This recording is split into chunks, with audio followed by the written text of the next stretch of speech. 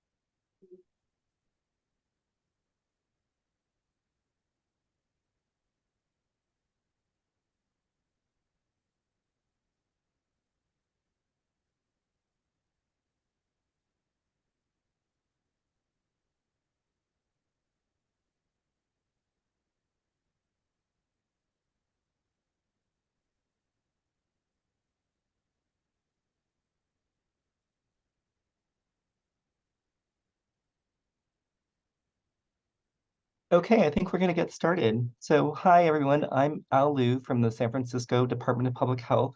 Thank you so much for joining us today for our webinar, The Art of HIV and STI Prevention, Updates from CROI 2024. I'll be moderating the session today with our presenter, Dr. Susan Buchbinder. And before introducing our speaker, I'd like to just go over a few introductory comments. These are disclosures from our content on the web board listed here. And also disclosures for Dr. Buchbinder, myself, and the peer reviewers. The IAS-USA has designated this live activity for a maximum of 1.25 AMA-CME credits. And this webinar is also approved for up to 1.25 hours of ABIM, maintenance of certification points, as well as nursing, pharmacy, and pharmacotherapy credits.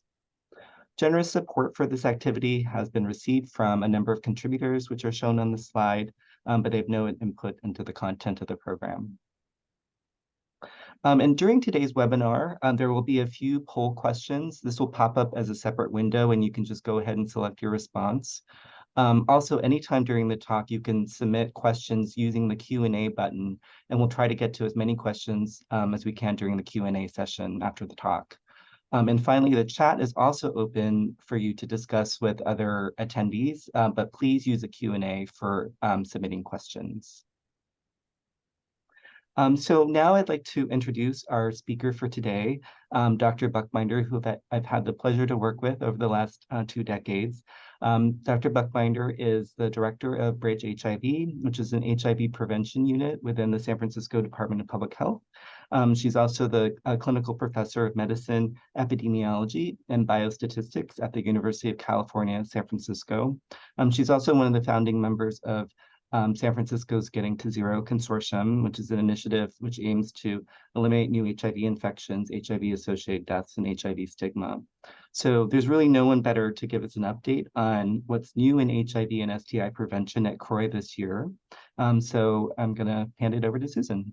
Thanks so much, Al. I really appreciate the introduction, and I'll just go ahead and jump right in. There was a lot of data presented at this year's conference, so I'm going to try to highlight those things that I thought were most impactful. Those are my disclosures, which you've already seen. These are the learning objectives that you will be able to describe current approaches for HIV prevention after attending the presentation, that you'll see new data presented from CROI 2024, list novel HIV prevention approaches under evaluation, and summarize data on Doxy PEP for the prevention of bacterial STIs. So our first poll question is, did you attend CROI 2024? A, yes in person, B, yes virtually, C, no, but I've visited the online content or attended another webinar about CROI 2024, or D, no, this is my first look at the data. Go ahead and answer your responses, put in your responses.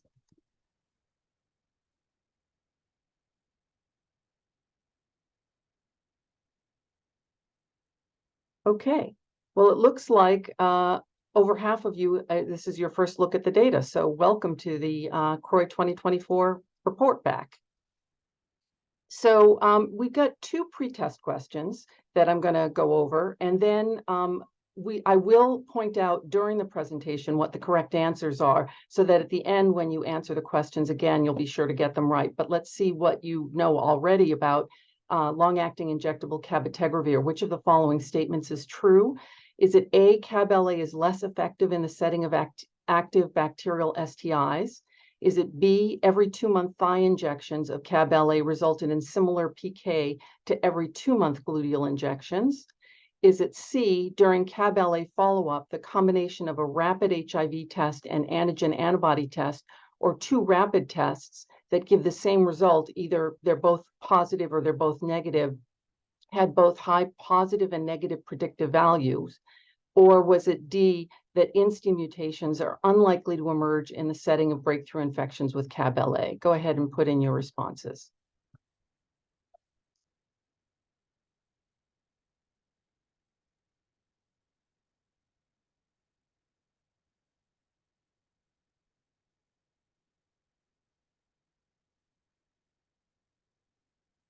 Okay, there's quite a distribution here. So we'll go through the correct answer at the end.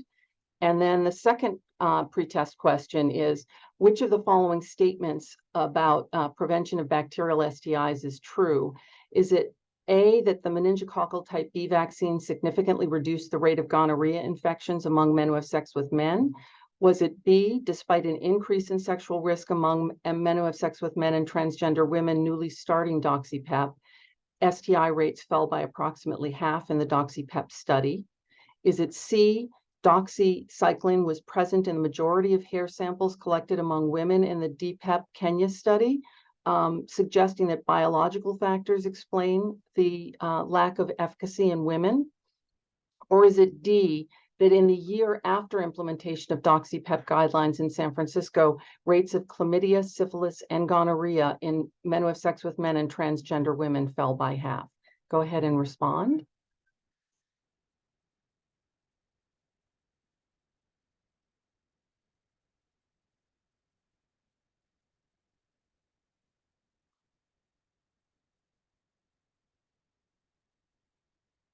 Okay, so again, we have a bit of a split between B and D, and we'll go over the answers at the end. Okay, so this is what I'm going to cover today. I've got a little bit on US epidemiology. Then I've got some information about HIV PrEP. That's the bulk of the presentation. We'll talk about rollout, testing, and other data, as well as I'll give you some information about some new agents that are in the pipeline. We'll talk briefly about HIV post-exposure prophylaxis, and then we'll end by talking about Doxy PEP.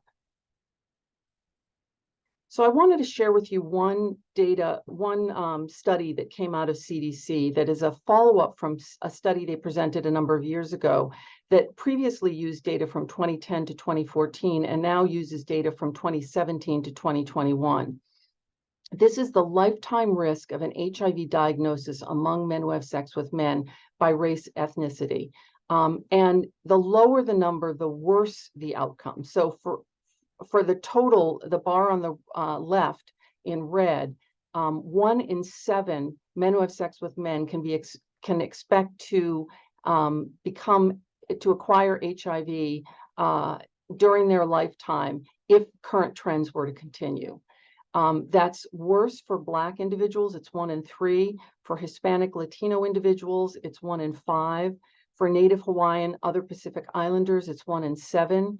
For American Indian, Alaskan Native, it's 1 in 11. And for Asian and white individuals, it's 1 in 15. So you can see that we've got these racial and ethnic disparities. What they did then was also showed us the old data from 2010 to 2014. Those are the hatched bars. And you can see that, again, the lower the number, the worse things are. So things have gotten a little bit better overall. Instead of 1 in 6, it's now 1 in 7.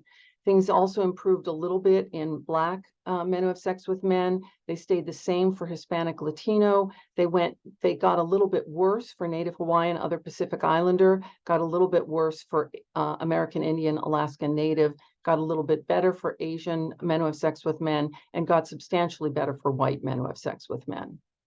And then they did another analysis looking at what was your 10-year risk of acquiring HIV? If you were 20 years at that time, 30 years, 40 years, or 50 years. And again, the lower numbers are worse.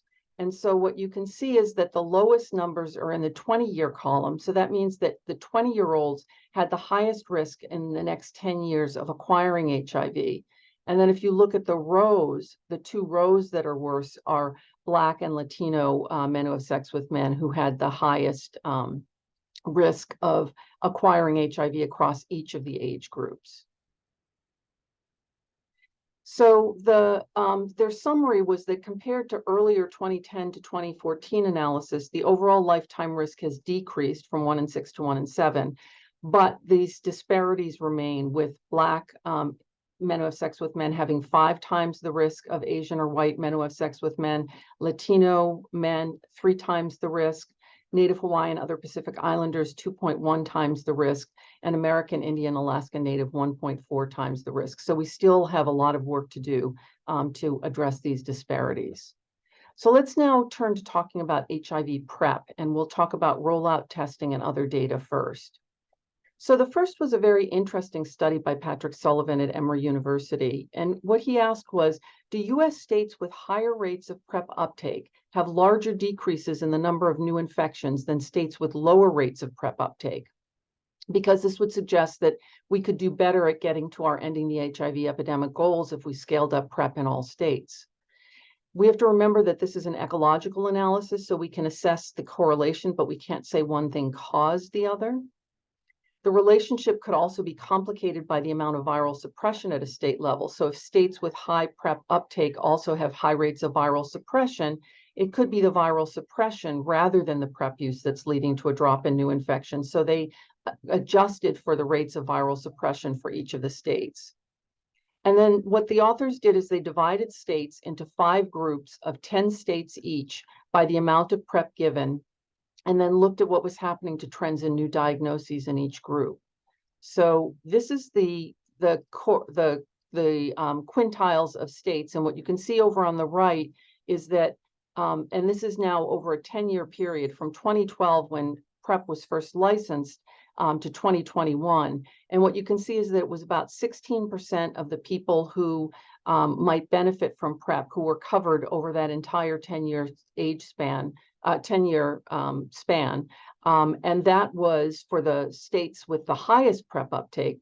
States with the lowest PrEP uptake had less than half that amount of PrEP, with 5.8% coverage. And then this is what happened with the estimated annual percent change in HIV diagnoses. And what you can see over on the right is that the highest quintile of PrEP uptake also had the most dramatic decline in new HIV diagnoses, an 8% decline per year, compared with, looking all the way over to the left, 1.7% increase per year in the number of new diagnoses in the states that had the least PrEP rollout. So there's this nice dose response curve that's highly statistically significant.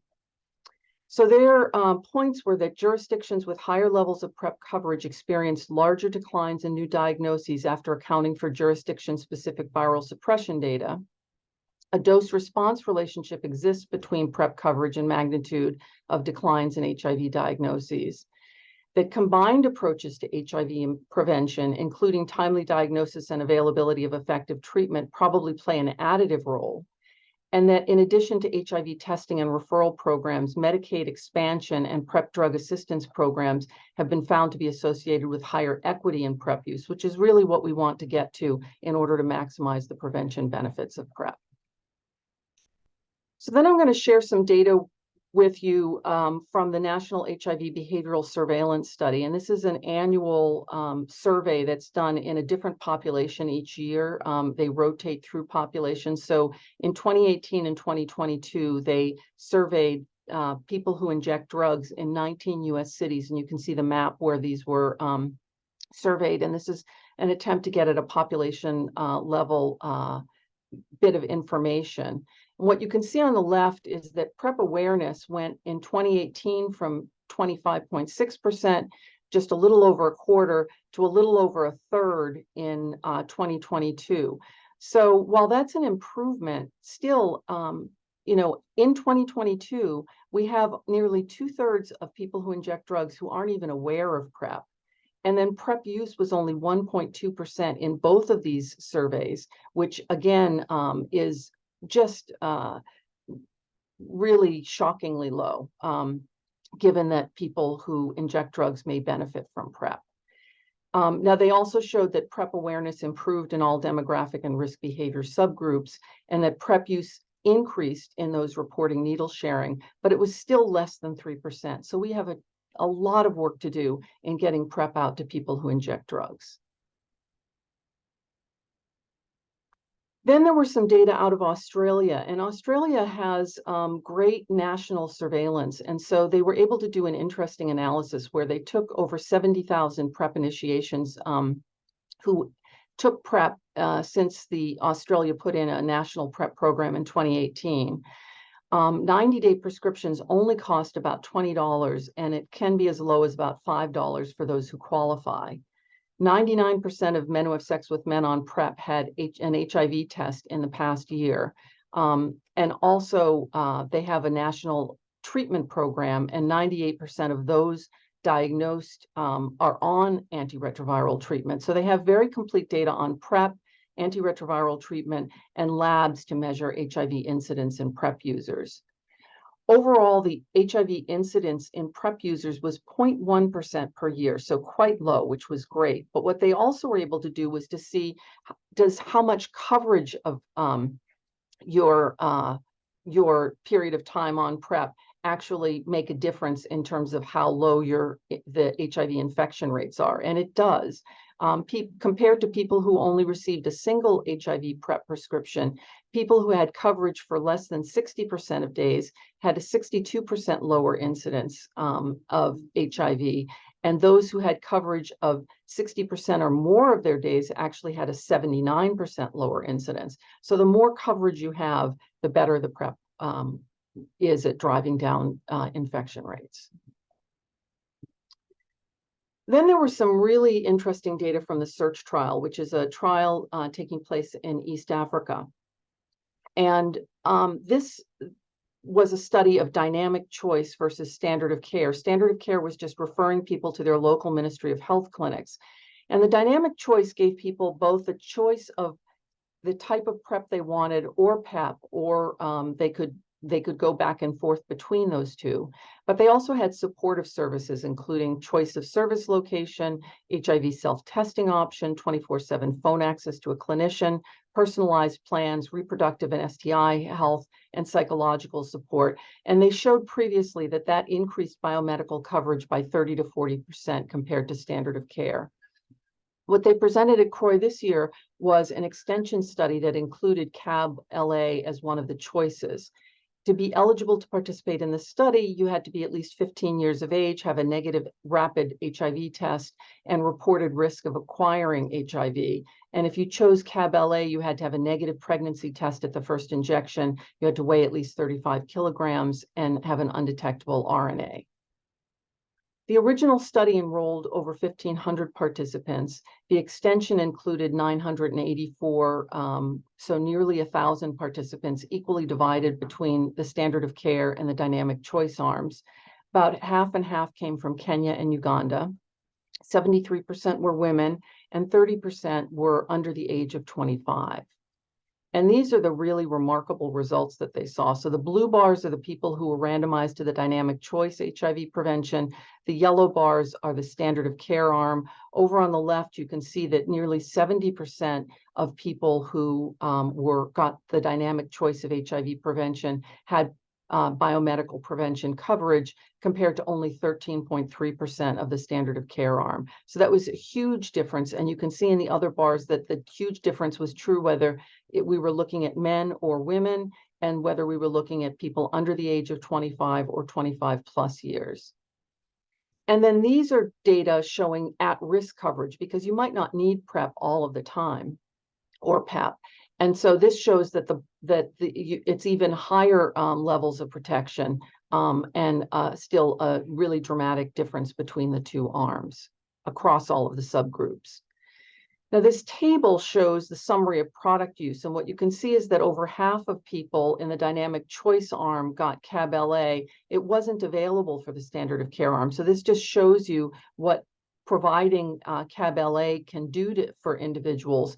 And of those starting CAB-LA at baseline, 42% were not on any prevention product in the prior month. So this is capturing a new population of people who don't have a currently a desirable prevention method for themselves. Over half also took oral PrEP, and 28% took 2 or more products. And so that means that people were switching back and forth in the dynamic choice arm, but in the standard of care arm, you can see that there was very little switching back and forth of different between oral PrEP and PEP. And these are the secondary, this was another secondary outcome, which is really remarkable. It was HIV incident infections. And what you can see from the table is that there were no infections in the dynamic choice arm compared to 7 infections in the standard of care arm. So that was 0% in the intervention arm versus 1.8% in the standard of care arm, which was statistically significantly different. And in addition, 1 infant born to a participant in the standard of care arm was infected, and that was not included in the incidence values. So they completely eliminated HIV acquisition in the group that had dynamic choice, showing the importance of both choice as well as CAB-LA, as well as supportive services. I wanted to share with you next data from the OPERA cohort, because it was the largest cohort that was presented at the meeting of CAB-LA use in real practice. This took data from the electronic health records of 101 clinics in 23 states and in the US and territories. And they had over 40,000 PrEP users. Of that group, only 560 had received at least 1 CAB-LA PrEP injection through routine care. So that's less than 2%. So we know that CAB-LA is not rolling out particularly well yet. 89% it completed the 2 initiation injections. So that's pretty good. People are mostly sticking with it once they get their initial injection. 69% of those received all subsequent injections on time. 22% received delayed injections, and 11% missed an injection, but they were unable to tell whether there was oral bridging for that missed injection, where they might have been taking oral PrEP when they couldn't get to the clinic. And there were no demographic associations, such as age or race ethnicity, with delayed or missed injections. But there was one cautionary tale of one person who tested HIV positive, and I'm just going to walk you through the timeline on the bottom. There was a person had a negative HIV test 6 days before starting on oral TAF-FTC. They didn't have any additional tests through their time on oral PrEP, nor through 3 injections on CAB-LA PrEP. And then at the time of the 3rd injection, they were found to be HIV positive. So this just reinforces the importance of getting routine HIV tests, but particularly getting an HIV RNA test at the start of CAB-LA. And we'll talk more about that in just a little bit. This was about the association of insurance type and CAB-LA, and this came from Howard Brown Clinic, where all patients had received at least 1 CAB injection. You can see from the demographics that it was fairly diverse, both in terms of gender and race ethnicity. 9% had never been on PrEP, and 28% were not on oral PrEP at the time they started CAB-LA, again, showing that you can't, by offering CAB-LA, you can capture a new population that's not using PrEP.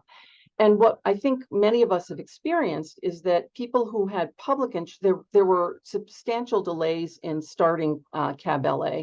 42% had more than a 1-month delay, but there were fewer delays if you were on public insurance. And that's because of the difficulty, I think, in getting people on CAB-LA who have private insurance. If they were on self-pay, they had more delays. So I'm going to walk you through some of the testing done so far in HPTN-083. So pay attention to this, because this is the correct answer to the first audience response question. A reactive rapid test plus a reactive antigen antibody test, or 2 positive rapid tests had high positive predictive value, and similarly 2 negative tests had high negative predictive value. So that's really important because it suggests that getting these 2 tests, and if they agree, you're likely to have a true diagnosis of whether somebody is actually has acquired HIV or not. And so their conclusions were that in settings where sensitive viral load testing is not available or feasible, rapid tests and antigen antibody tests, when giving the same result, are sufficient in the setting of follow-up of CAB-LA, not initiation, but just follow-up of CAB-LA. And there was another study that found no missed infections with antigen antibody testing among 439 CAB-LA users. They also showed that rapid tests combined with antigen antibody tests worked very well for oral TDF-FTC PrEP. And there was another study that found that antigen antibody tests are more sensitive than antibody-only rapid tests in picking up seroconverters early in some of the early efficacy studies of PrEP. There is prospective evaluation of sensitive viral load testing for PrEP failure that's ongoing in the HBTN-083 and 084 studies, and we expect some data coming out this summer. But at least for the time being, you can see that it may be that you don't need viral load testing for follow-up, just for initiation of CAB-LA. And this is data on a seroconversion that happened on CAB-LA that was reported, and I'm going to walk you through this complex diagram. You can see on the left was the first, this was the first clinic that the person had been part of. And if you look at the third row down, you can see that they had a viral load test at initiation of CAB-LA all the way through to their 5th dose of CAB-LA. So they were getting viral load testing throughout their period of time. Then they had a gap in care with no PrEP.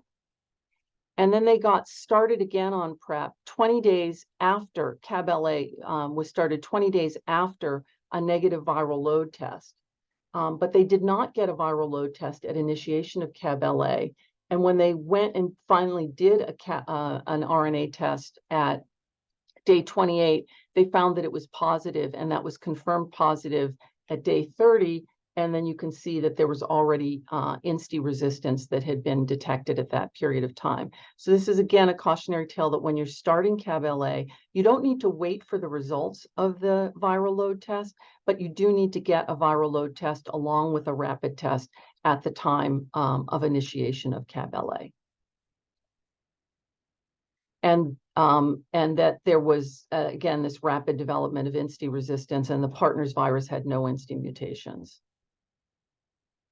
So in December 2021, the CDC recommended RNA testing in addition to antigen antibody testing at the initiation of injectable CAB, at initiation for oral PrEP if they had been previously on PrEP or CAB-LA, and at follow-up for all PrEP users. And so one of the questions was, are people actually doing this?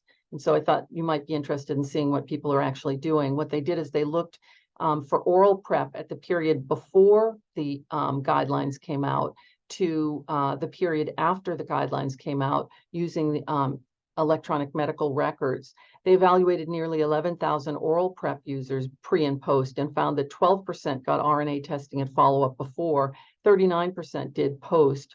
There really, in my opinion, humble opinion, is no need for RNA testing with oral PrEP, particularly in the post period. And you can see that the majority of people are still not getting RNA testing for oral PrEP. They evaluated nearly 700 CAB-LA users in this post period, and 19% got RNA testing at initiation when it's most important, so still a minority, whereas 86% got RNA testing at follow-up where it may be less important. Oops, sorry. There we go. This was another one of the questions, and it was an incorrect answer. There was a 65% reduction in HIV incidence with CAB-LA compared to TDF-FTC, whether or not on the left an STI was absent, or on the right, STI was present. So CAB-LA works equally well regardless of whether there's an STI present. So that's good news. Then there were some data out of Thailand, 3 studies that were presented on the interaction of gender-affirming hormones on tenofovir and FTC levels in different compartments in transgender women and men. What they found was that tenofovir and FTC levels in rectal tissue were comparable regardless of whether someone was on feminizing hormones. And that was good news, and that's for TAF FTC. And it had previously been shown that there were similar levels in the plasma, urine, and PBMCs. For people on masculinizing hormones on TDF FTC, the levels were similar in plasma, PBMCs, rectal, and cervical tissue, both before and after they started masculinizing hormones. So again, good news that there doesn't seem to be any interaction with masculinizing hormones for TDF FTC. But they did find about a 60% reduction in tenofovir and FTC levels in cervical tissue in people who were on masculinizing hormones. They were the same in plasma, PBMCs, and rectal tissue, however. And what we don't know is which compartment is the one that best predicts protection. What you'll remember is that people who are having frontal or vaginal sex are actually not recommended yet to take TAF FTC because it hasn't yet been tested in that population. But so the clinical significance of this decrease is unclear. There are recent data from cis women suggesting that it's really the white blood cells that may be more important than mucosal levels. And we also know that TAF levels increase by about 65% after a high-fat meal. So again, it may be that you can overcome this if it is important what the level is in cervical tissue by having a high-fat meal, by taking it with a high-fat meal. Now, CAB-LA can be challenging to administer because it requires a gluteal injection. So for people who have implants or fillers, they may not be candidates for CAB-LA. So there was a PK modeling study done to compare single thigh injections in HIV-negative people and monthly or every 2-month thigh injections in 118 people living with HIV to see what the pharmacokinetics were compared with gluteal injections. And I'm not going to go through all of the differences with the thigh injections, but what you'll notice is that the half-life of the thigh injections was shorter for both men and women, and the bioavailability of thigh injections was also lower after gluteal injection than gluteal injections. And so the bottom line is that it may be that you'll be able to do thigh injections some of the time for either if you need every monthly injections or alternating thigh and gluteal injections, but you can't use thigh injections chronically every 2 months. It just the PK doesn't match up. It's also not generally all that well tolerated because it is quite a large volume injection. So now we're going to talk about new agents. And one of the questions is, could you give CAB-LA less frequently? And there are 2 strategies for less frequent dosing. One would be just to increase the volume or concentration of the current CAB-LA formulation, which is 200 milligrams per milliliter, or to develop an ultra-long-acting formulation with a longer half-life. And what they did is they first tested the increased volume of CAB-LA equivalent to higher dosing. Everyone had injection site reactions. The severity increased with increasing dose, so they're not pursuing this strategy. But they tested this ultra-long-acting injection both intramuscularly and subcutaneously. The half-life was more than 2 times greater when it was given intramuscularly and 6 times greater when it was given subcutaneously. The injection site reactions were similar for the IM injections to what's seen with the current formulation of CAB-LA. They were greater for subcutaneous injections where everyone had an injection site reaction. So that's still being investigated. But this shows you the PK simulations. The black lines are the ultra long acting formulation. The red lines are the traditional formulation. And what you can see is that the half-life is extended by about it about doubles the half-life, and that the trough levels never go below the trough levels seen with the current formulation. And that was true for both men and women. And so there's a new CAB ultra long-acting formulation that exhibits favorable tolerability and safety with a PK profile that supports dosing of every 4 months or greater. It has, you can give very high doses, up to 2.7 times the dose of the approved CAB-LA, and they are looking at subcutaneous injections as well. But right now, CAB-LA every 4 months is progressing into upcoming late-stage both PrEP and treatment studies. You'll remember that islatravir, which is this novel nucleoside reverse transcriptase translocation inhibitor, was discontinued for use as PrEP because CD4 counts dropped at the doses that were used on a monthly basis.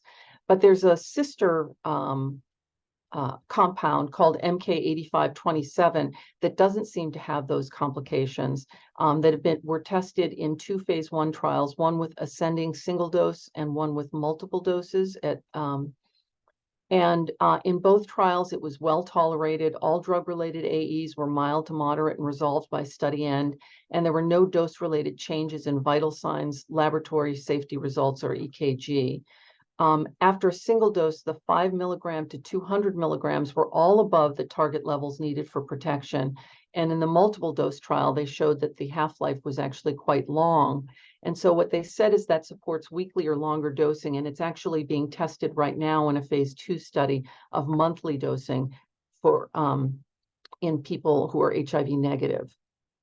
So that's exciting because it could be a monthly pill. There was a study presented about TAF implants that was suggested that this particular formulation is not going forward. They did both single implants that were done in the same dimensions as a contraceptive implant for 28 days, and then 30 women received 1 or 2 implants or placebo for 48 weeks. 31% of the implants were removed early for tolerability or complications, including 50% of the double implants, and only 15% achieved target concentration. So it both didn't get the levels up high enough, and it was very poorly tolerated. But there's an ultra long-acting dolutegravir formulation that's being tested right now in mice. There's an in situ forming implant that is both biodegradable and removable and has a very long half-life, suggesting that you might even be able to get an injection once a year. So stay tuned for more information about that. Let's talk next about HIV post-exposure prophylaxis.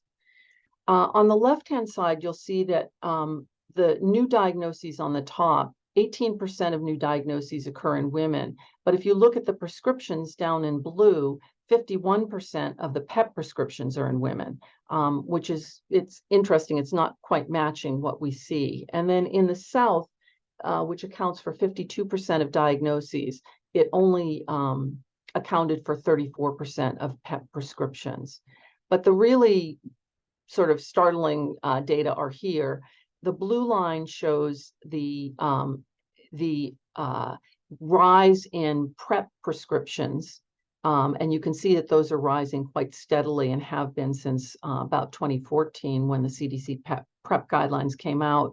You can see, though, that the PEP use has been about level, about 14,000 to 18,000 prescriptions per year compared to the hundreds of thousands of PrEP prescriptions per year. So it's a very underutilized formulation.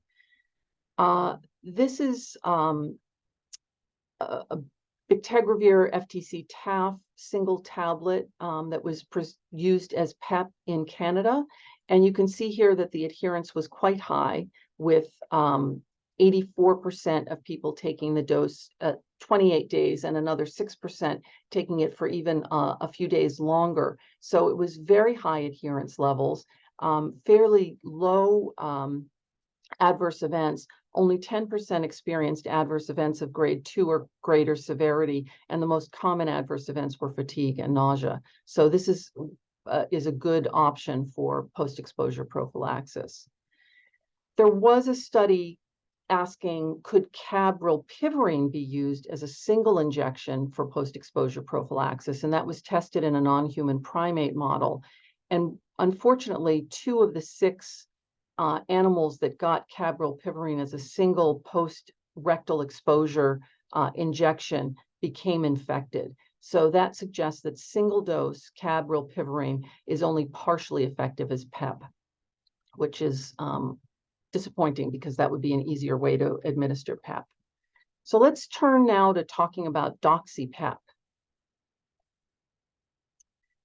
There was a study presented last year at CROI about, it was the DPEP study in Kenyan young women. And it suggested that taking doxycycline post-exposure prophylaxis, so that was 200 milligrams taken 24 to 72 hours after sex, did not appear to provide protection against bacterial STIs in Kenyan women. And the question really that is this because of biological reasons? Because there were some PK data also presented last year that suggested that it should work in women, or was it an adherence question? And so what they did this year and presented was that they measured doxycycline in hair in 50 women assigned to the Doxy PEP arm. And what they found was that of 200 specimens tested, only 29% were positive for doxycycline. So it's likely that it's poor adherence and not biology that contributed to the negative outcome of the trial, similar to early studies of PrEP in women. So there is planning underway for Doxy PEP studies in women. There is always this question about, can you use Doxy PEP in pregnancy? But that has really been shown for tetracycline, that the concerns are there, not for Doxy PEP, or not for doxycycline. Jean-Michel Molina presented final data from the ANRS DoxyVax study, and I'll just walk you through the study design. There was a 2-to-1 randomization of men who have sex with men on PrEP for 6 months who had had a bacterial STI in the prior 12 months and no STI symptoms. For every 2 people who got Doxy PEP, 1 person got no PEP. And then within each of those arms, they were randomized 1-to-1 to get the 4C meningococcal B vaccine, because it's been seen in observational studies to be associated with a reduced risk of gonorrhea. So the primary outcomes were really chlamydia and syphilis for Doxy PEP and gonorrhea for the 4C meningococcal B vaccine. They enrolled 545 people. It was not a very diverse cohort. 88% were white, 88% were employed. The median time to taking PEP was about 15 hours. Unlike the women's trial, over 70% reported use at last sex act, but 62% actually had it in the plasma and 69% in the urine. So it looked like adherence was actually quite high. The Doxy effect suggested that there was a really substantial reduction in both chlamydia and syphilis, which were their primary outcomes, but there was also a 33% reduction in gonorrhea, and that was also statistically significant. However, looking at tetracycline resistance, everybody had tetracycline resistance at baseline. All of the gonorrheal cultures were positive for tetracycline resistance, but none were high level. In follow-up, 12.5% in the non-Doxy PEP arm and 35.5% in the Doxy PEP arm had high-level tetracycline resistance, which is one of the questions about using Doxy PEP is, will it generate more antimicrobial resistance? But some people would say that tetracycline isn't used for gonorrhea right now because, as you saw, 100% had tetracycline resistance at baseline. The 4C meningococcal B vaccine, unfortunately, did not significantly reduce gonorrhea. They said they can't rule out a small effect. The p-value was close to 0.05, but it was a small reduction. But we're awaiting the results of a phase 3 study that's currently underway using the meningococcal B vaccine. Then there were follow-up data presented from the Doxy PEP study. And you'll remember that this was a study in Seattle and San Francisco that randomized people either who were living with HIV or who were on PrEP 2-to-1 to Doxy PEP versus no PEP. And if you look at the overall results, there was about an 80% decline in chlamydia and syphilis, about a 50% decline in gonorrhea, and the effectiveness was independent of HIV serostatus. Now, this is important because this is the other question that I posed to you at the end. After the DSMB stopped the randomized control trial for efficacy, participants in the standard of care arm were offered Doxy PEP, and both arms were followed for the remainder of the study. So they each got up to 12 months of follow-up. 82 of 83 participants in the standard of care arm chose to take Doxy PEP. So it was quite a desirable medication to use. This was a little bit more diverse. The median age was 36, but 64% were white, 28% Latino, 6% Black, 96% were men who have sex with men. And even though the sex partners and condomless sex doubled, it was still a relatively modest increase, but they did double in the standard of care arm comparing before people took Doxy PEP to after they took Doxy PEP. There was still almost a halving of bacterial STIs per 3 months, went from 31% to 17%. So despite an increase in sexual activity, there was actually a decrease in bacterial STIs. And there was sustained lower bacterial STIs in the Doxy PEP arm. So the group that had gotten Doxy PEP to begin with and continued on Doxy PEP had a sustained lower rate of STIs. So that was the correct answer to that question. So there was a really wonderful presentation by Stephanie Cohen that I highly recommend. The entire symposium on Doxy PEP was really interesting. One of the points that she made was, we don't really know who should be offered Doxy PEP at this point in time. You can look at people, you could give it to people who met the study eligibility criteria, and both for DoxyVac and the Doxy PEP study, it was given to men who have sex with men and transgender women who also had a bacterial STI in the past year. But if you look over to the left with more restrictive use, you could maximize the benefit risk ratio if you gave it, for instance, only to people who had multiple bacterial STIs or only people who had syphilis. You would minimize excess antibiotic use, but it would be more complex to identify candidates, and there would be reduced reach and impact. If you look over on the right at broader use, you might meet more patient demand for Doxy PEP. It would be anti-stigma because you wouldn't be stigmatizing people saying these are the highest risk for STIs. There would be a greater reduction in the absolute number of STIs if you implement broader use, but it also means that more antibiotics are used.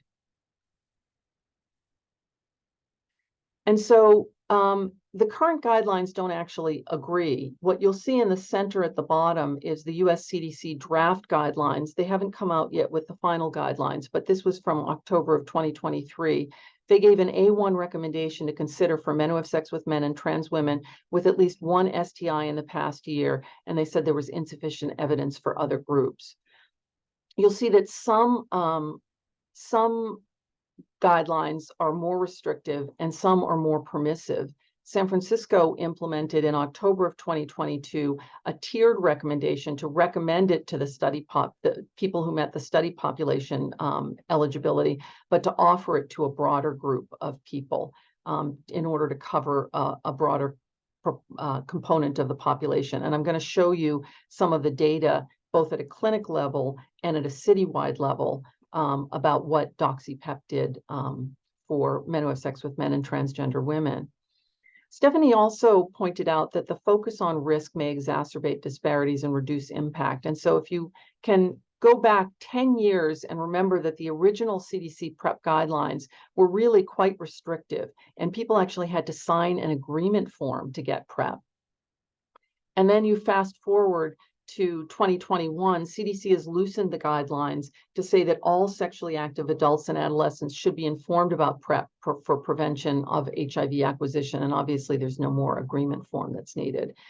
And part of the reason for expanding that is what we can see is there are these tremendous disparities in PrEP prescriptions, with 94% of white people who might benefit from PrEP being covered, only 24% of Latino people, and only 13% of Black people who might benefit from PrEP or on PrEP. And there are a number of potential reasons for these disparities, but they may be exacerbated by more strict eligibility criteria.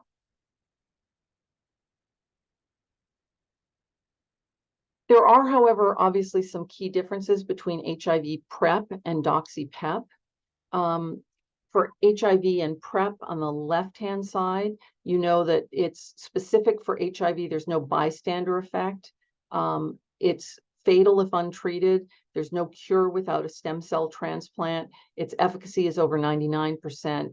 And we have stated goals of 75% reduction in new HIV infections by 2025. You can contrast that with bacterial STIs and Doxy PEP, where there is concern for antimicrobial resistance, both in non-STI and STI pathogens.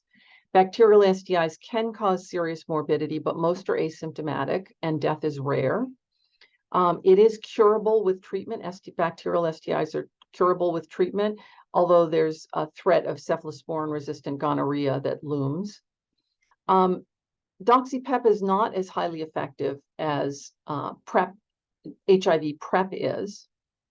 And you can see the proportions here in the efficacy row.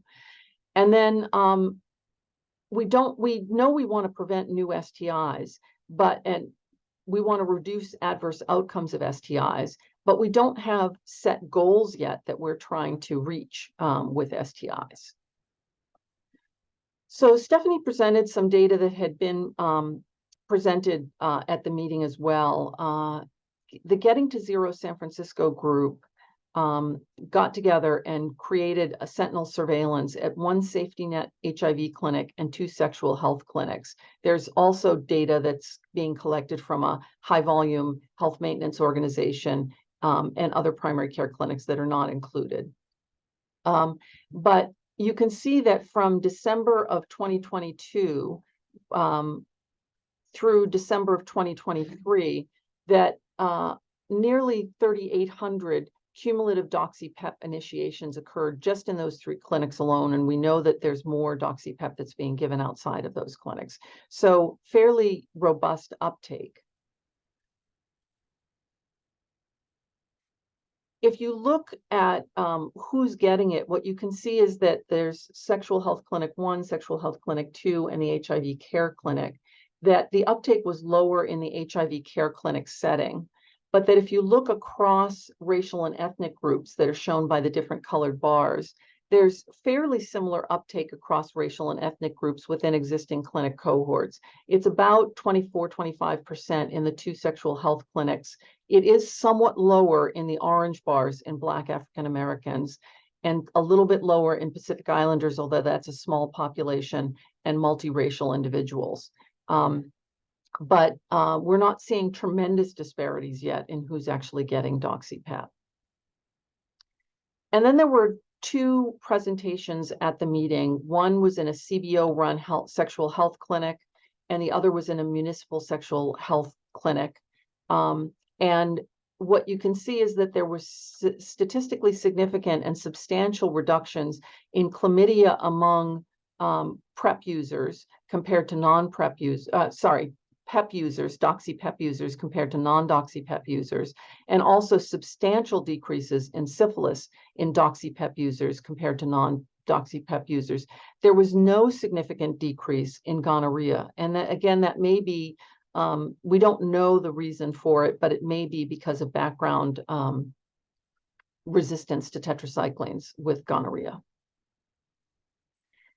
And then there was also a presentation at the meeting that looked at citywide chlamydia and early syphilis cases in men who have sex with men and transgender women in San Francisco after release of the Doxy PEP guidelines. And what they did was looked at the trajectory of chlamydia infections shown on the left before the guidelines came out, compared with after the guidelines came out. So the orange dotted line is the trend before the guidelines came out. The blue dotted line is what the predicted trend would have been had it continued along the same trajectory as pre-guidelines. And the green dotted line shows the actual post-period trend. And you can see that there was actually a 50% reduction in chlamydia cases compared to model forecasts. There was also a 51% decline in syphilis compared to what would have been expected had the pre-guidelines before Doxy PEP was being administered, if that had continued. So this is now showing a citywide impact of Doxy PEP among men who have sex with men and transgender women, not just in Doxy PEP users, but across the board, which is really, truly remarkable in a little more than a year. What was also, I'm not showing here, is that gonorrhea rates did not significantly decline. So that answer was incorrect because it was a 50% decline in both syphilis and chlamydia, but not in gonorrhea. So her conclusions were that there's early evidence of potential for population-level impact of Doxy PEP on chlamydia and syphilis rates, but not gonorrhea. And so we need longer follow-up and to replicate findings in other jurisdictions. We need more information about antimicrobial resistance and systems for surveillance of antimicrobial resistance. Providers should support their patients in assessing their need for, interest in, and use of Doxy PEP.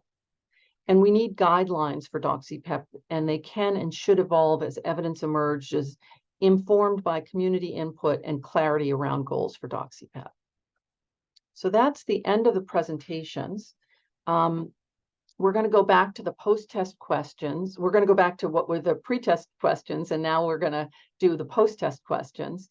Which of the following statements about long-acting injectable cabotegravir for HIV PrEP is true? Is it that Cab-LA is less effective in the setting of active bacterial sexually transmitted infections? Is it that every 2-month thigh injections resulted in similar pharmacokinetics to every 2-month gluteal injections? Is it that during Cab-LA follow-up, the combination of a rapid HIV test and antigen antibody test, or 2 rapid tests that give the same result, had high positive and negative predictive values? Or is it that INSTI resistance mutations are unlikely to emerge in the setting of breakthrough HIV infections with Cab-LA? Go ahead and vote.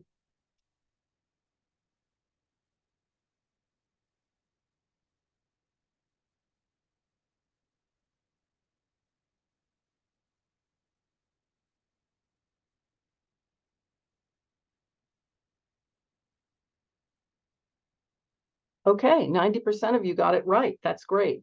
The combination of either an antigen antibody and a rapid test or 2 rapid tests is probably sufficient for follow-up.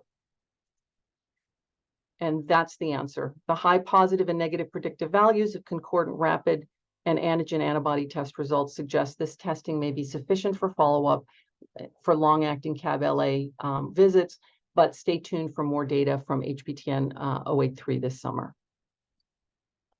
The second post-test question is, which of the following statements is true about prevention of bacterial STIs? Is it that the meningococcal B vaccine significantly reduced the rate of gonorrhea infections among men who have sex with men? Is it that despite an increase in sexual risk among MSM and transgender women starting Doxy PEP, bacterial STI rates fell by approximately half in the Doxy PEP study? Is it that doxycycline was present in the majority of hair samples collected among women in the DPEP Kenya study, suggesting that it's biological factors that explain the lack of efficacy? Or is it in the year after implementation of Doxy PEP guidelines in San Francisco, rates of chlamydia, syphilis, and gonorrhea in MSM and transgender women fell by half? Go ahead and vote.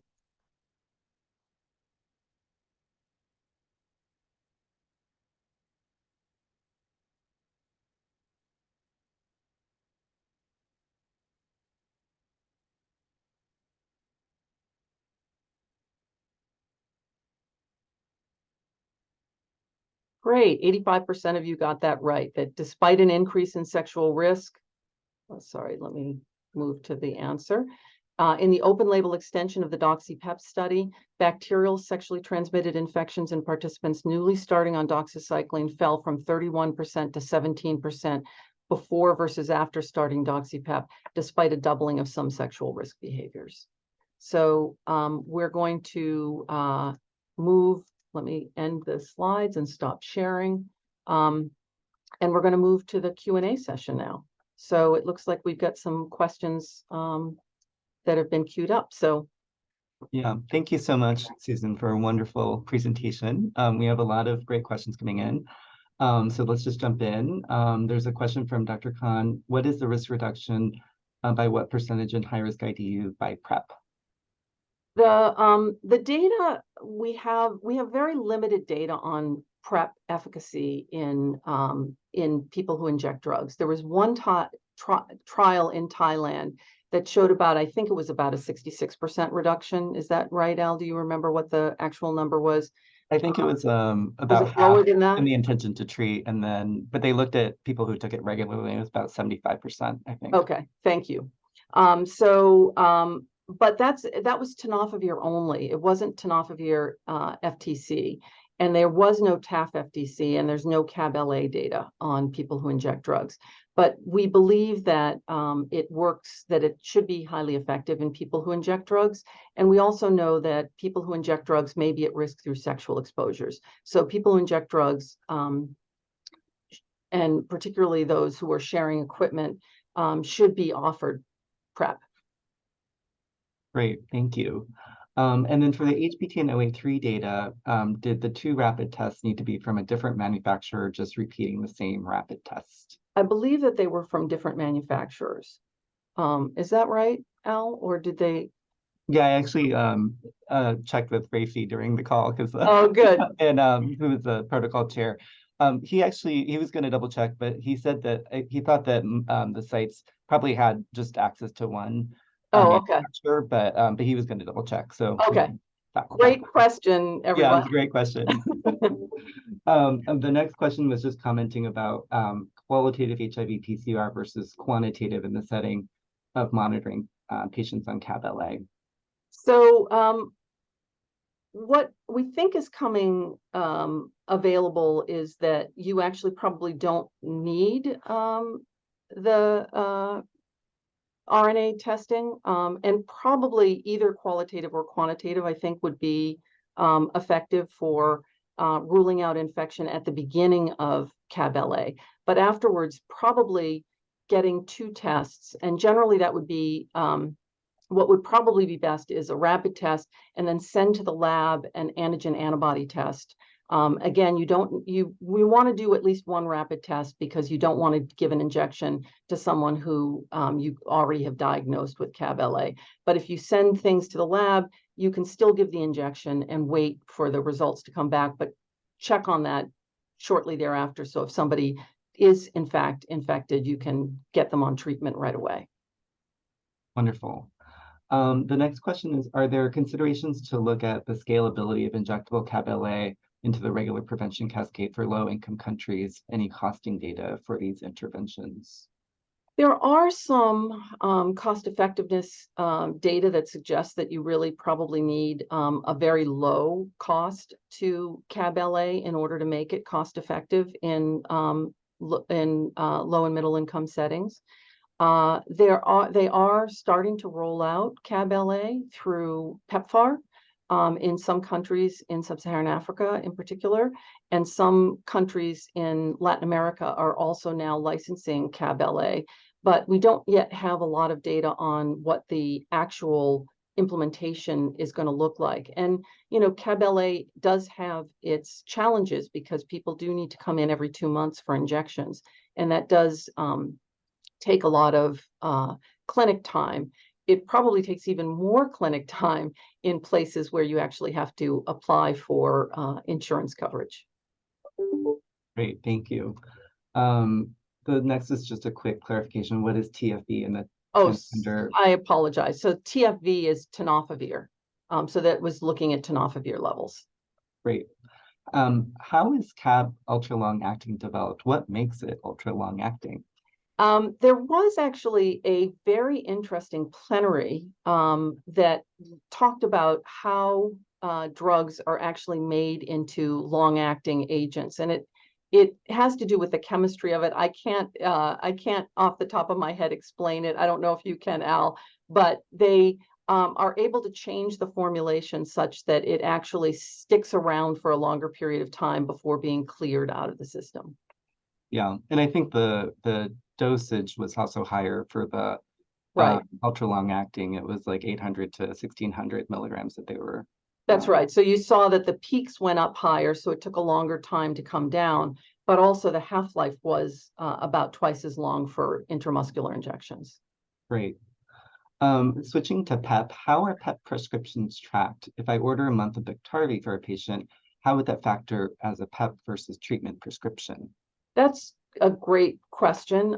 Generally, I think the way that, they develop these algorithms for looking at electronic health records, and generally what they're looking for is probably also the ICD-10 code to see whether somebody actually has an HIV diagnosis or not, and also if Biktarvy is only being given, if TDF, TAF, FTC is being given as a single tablet for just 1 month, and then it's stopped, and there's no other antiretroviral agent that's substituted, then it would be expected to be part of PEP and not treatment. Great. There's a question. We are gaining more reassuring clinical experience with BIC FTC TAF in pregnancy, but formal guidance falls short on this agent being a first-line ARV in that population. As such, any concerns with prescribing BIC FTC TAF as PEP in the context of pregnancy? I don't know what the current data are on BIC FTC TAF in pregnancy. I think we would want more data on that in order to be comfortable prescribing it in pregnancy. Great, thank you. Some patients take Doxy PEP, only do it sometimes. Isn't this an excellent setup to give someone asymptomatic chlamydia a single dose of Doxy and thus create chlamydia resistance in the community? Yeah, that's a great question. We're not seeing any chlamydia resistance. It may be that chlamydia just does not have the genes to be able to become resistant to doxycycline. So we've not seen any cases of chlamydia becoming resistant to doxy. Great. And then this is a question to clarify the language used in Doxy PEP trials around timing of medication.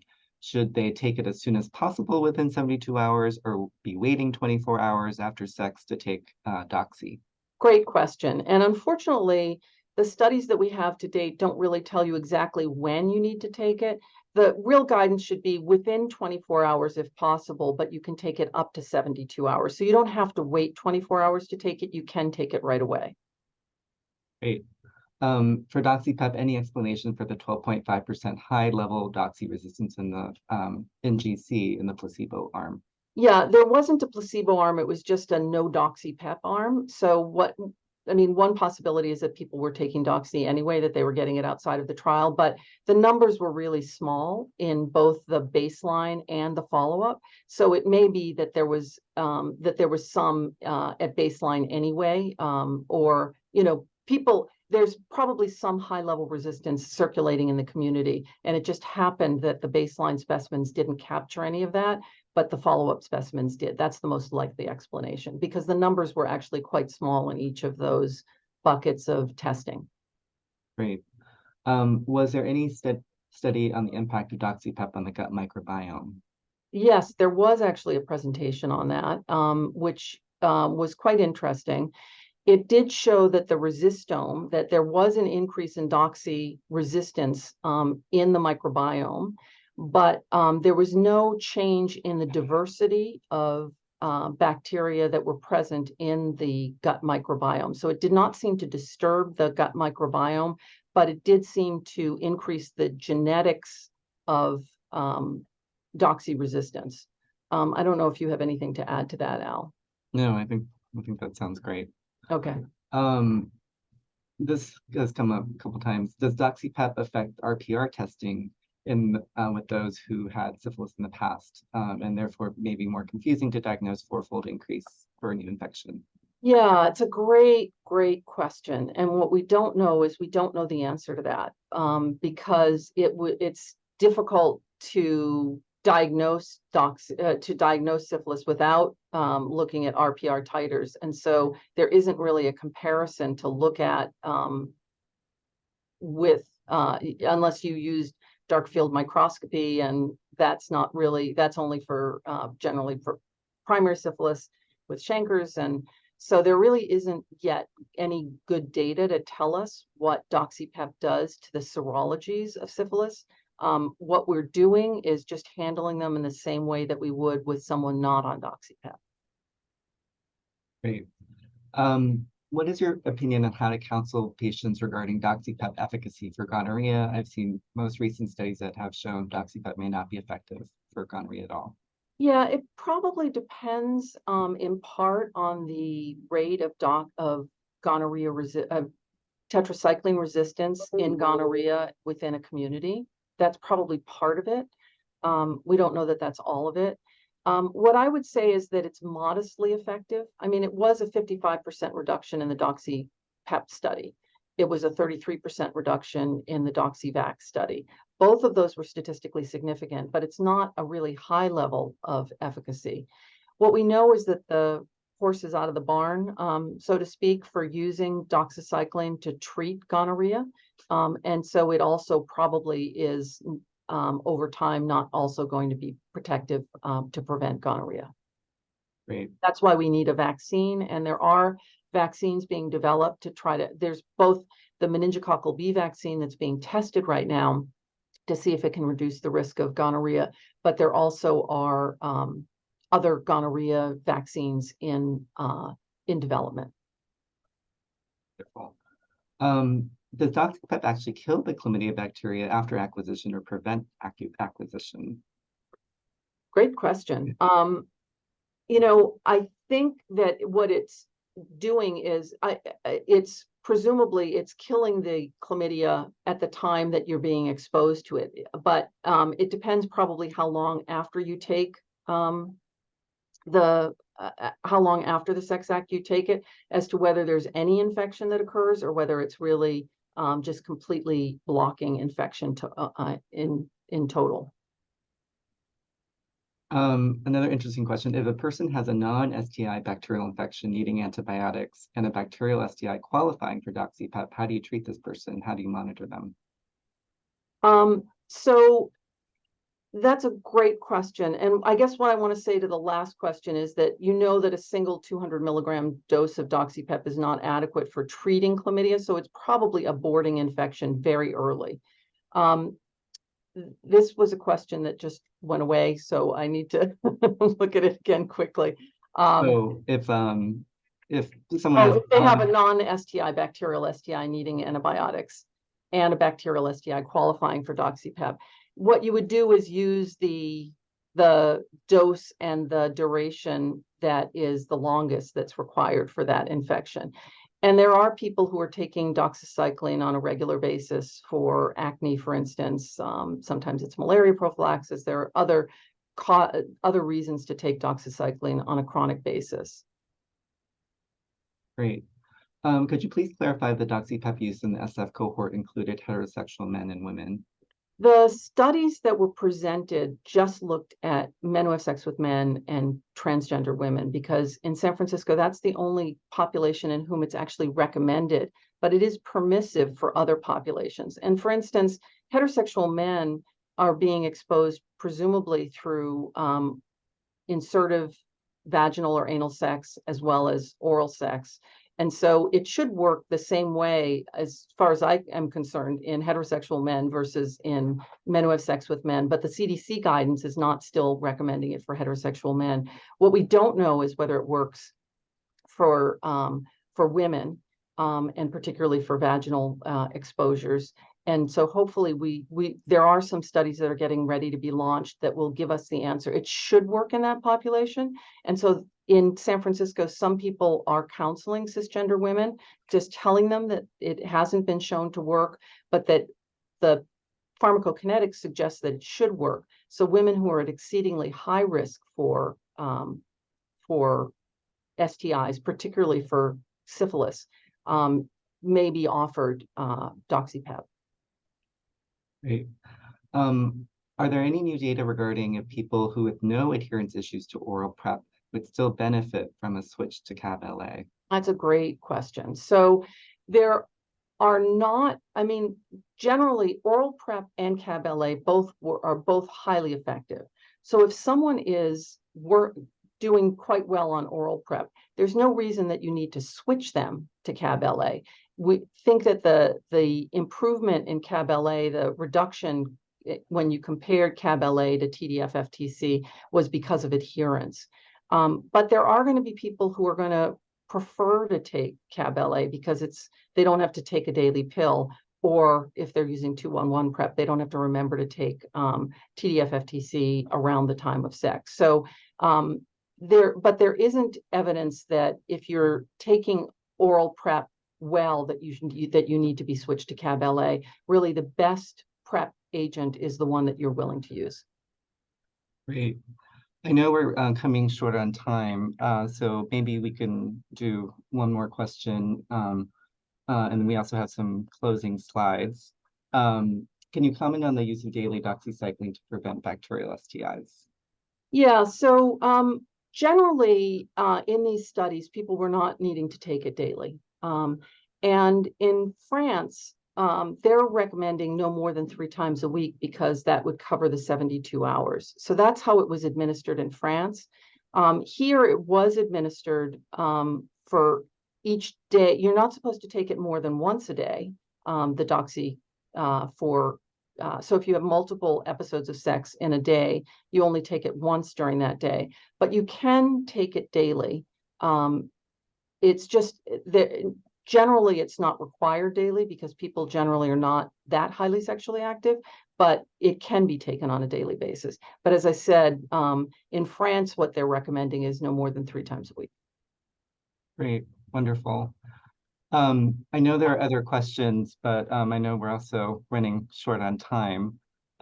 So I wanted to thank everyone for their questions and also go through a few final closing slides.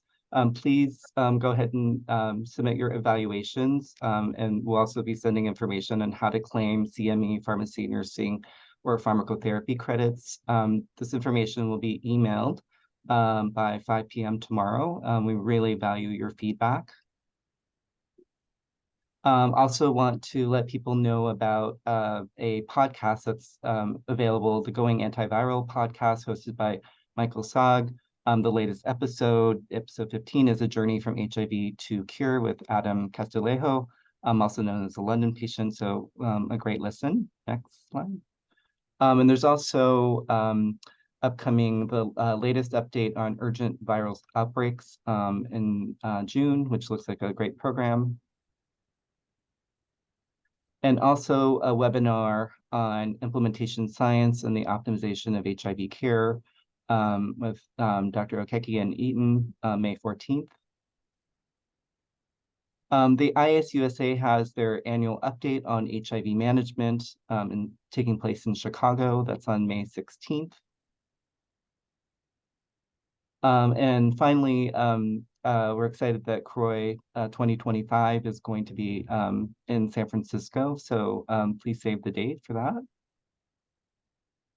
And finally, just want to thank everyone for participating in today's webinar. Thank you so much, Susan, for an amazing presentation and Q&A session. Thank you, everyone, for your questions, and to the IAS-USA for putting on this program. Hope everyone has a wonderful day. Thank you. Thanks, everyone.